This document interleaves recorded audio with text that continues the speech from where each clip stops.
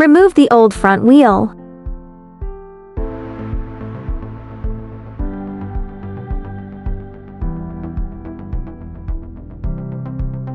Install the new front wheel onto the front fork.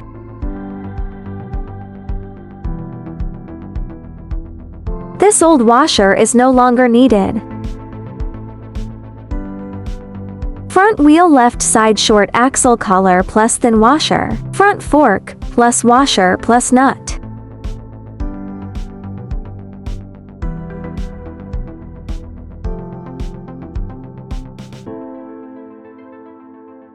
Secure the washer by tightening the two screws.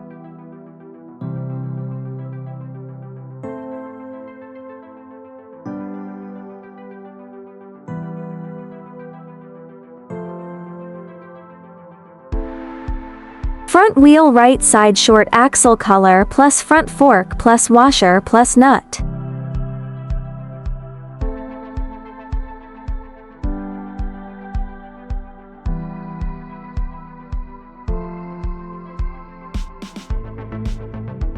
Secure the washer by tightening the two screws.